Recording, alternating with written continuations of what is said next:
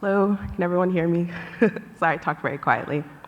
My name is Ibukun. I'm a PhD candidate at Cornell University, and I'm excited to tell you about our research, he said, she said, using PAL-SORT methods to explore differences in decision-making and resource allocation for food, agriculture, and other costs among couples in Tanzania.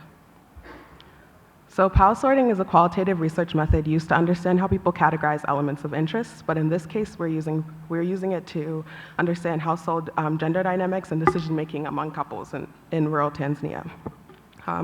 So understanding these discrepancies can help us uncover why many programs targeting women don't achieve their full impact. So the bottom line for us is what we wanted to do was do a deeper dive to understand household decision-making processes. So for our PAL-SORT methods, we interviewed couples, pregnant women and mothers/caretakers of children under age 2 and their partners, and we interviewed them separately but at the same time. So for example, maybe the husband would be in the front of the house and the wife would be at the back of the house, and we'd give them 30,000 shillings of artificial money, which is the equivalent of about $13 US, and we'd ask them to allocate this money in 3 rounds. So the first round, you allocate it as if you're with your partner, and said if this was an additional amount that you received, what would you spend it on? The second round is if you were by yourself, and then the third round is how you think your partner would spend this money.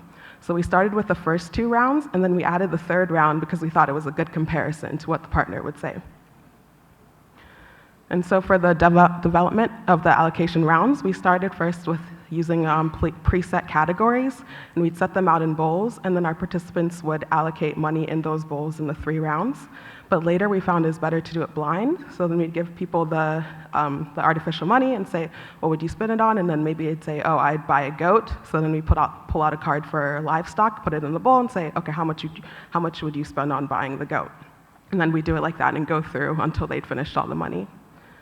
So when we started doing it quote-unquote blind, we started first with these 10 categories, but then when we were doing it blind, we saw that people were adding business and savings a lot, so we added those as 2 additional categories. And then what we did is we'd probe on the choices that they didn't choose after they'd finished allocating the money. So for example, we'd say, oh, we noticed that maybe you didn't put any money towards agriculture. We see you have a big farm right there, and so we could understand their reasoning for why they did or didn't spend on different things. Then after this allocation rounds, we did this interview after, and so we discussed these topics, so about what's really going on in the household, so decision-making around spending, disagreements around spending, and then we added eventually domestic violence because we saw people were discussing that a lot during the round allocations. And so these are our participant characteristics.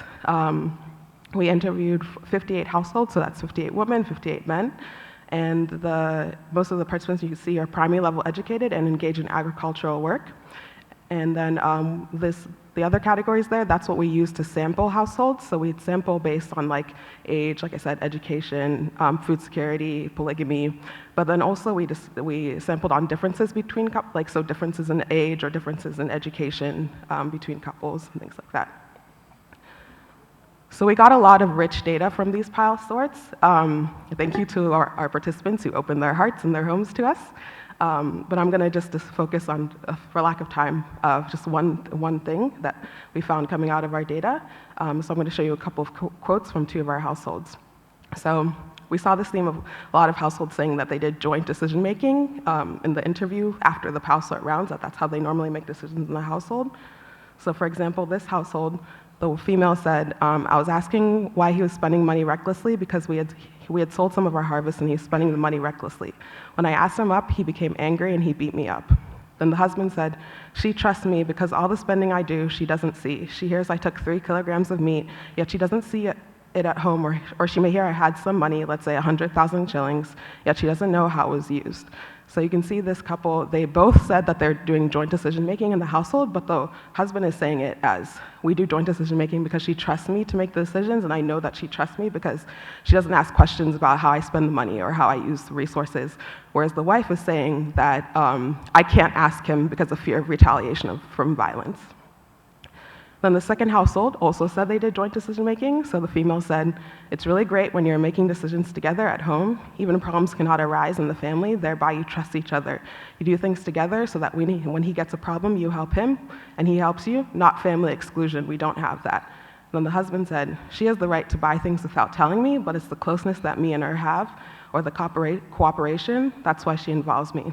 So again, this couple, they're talking about joint decision-making as something that they do because they value having that closeness and cooperation, being able to rely on each other. So you can see it's very different than the household I just presented previously. They also said that most of the decisions that they're doing on a day-to-day basis are done jointly. And so some of our other findings, we saw this infantilizing of women from men. So men would sometimes say things like, I can't give my wife the ability to budget or decide how to spend money because she'll just buy clothes or spend it on stupid things. Whereas when he asked the wife, she would say, actually, I would spend it on business. I would start a business, or I would save, or things like that. And so that leads me to the second one. We saw this talk about importance of business from both men and women as a way to build resilience. We also saw this hiding of money, both from men and women. So for women that did have businesses, they would say things like, whatever profit I get from my business, I don't tell my husband, because if I tell him, I have to put it into the family pot, and then we have to decide together how to use it, where I want to have more in a say of how I use these profits from my business. We saw mixed responses to this common question that we often ask for decision-making of who has the final say. Sometimes couples would say it's the husband, sometimes they'd say it's wife, sometimes they say neither of us or both of us. And so it wasn't clear if that question was really understood or how that was working in our setting at least. We saw the involvement of other family members. So for example, especially couples that were very young, that maybe were living with their parents or their in-laws, they would say things like, oh, we don't have any say in how we spend money because we're relying fully on our parents, or they control all the money. We saw talk about control over separate resources. So for example, we had one pile sort where the husband said that if his wife received the money, that she would spend most of it on food because she likes to buy good food for the children. But then when we asked the woman, she didn't spend any of the money on food, and she said it's because she has a farm, a separate farm, and she's able to feed the family from all of the foods that she gets from that farm, so she doesn't need to spend any additional money on food. So we saw the discrepancy there between that couple of how they're providing for their family. So some of the key takeaway points, we saw that this power sort method was an effective way to understand the nuances of decision-making among households in rural Tanzania. And we saw that it really engaged participants and deepened conversations, because when we're doing the power sort allocation rounds, it's almost like the interviewer is playing a game with the participant and kind of like, building rapport. And then when we have the interview questions after, they're able to reflect and think about how they really make decisions in their household, or how they'd like decisions to be made in their household around spending money or allocation of resources, things like that. And we saw that these interviews and this PAL sort and the interview questions that followed also provided clarity around some of the language used and cultural norms related to household gender dynamics. So we got to hear from couples, how they thought things were really working in their regions or their communities and things like that. And so I think that information like this is really important, and we can use to help tailor interventions, for these different types of households. Especially, when I just presented two households that both said that they're doing joint decision making, but are very different from each other. Thank you.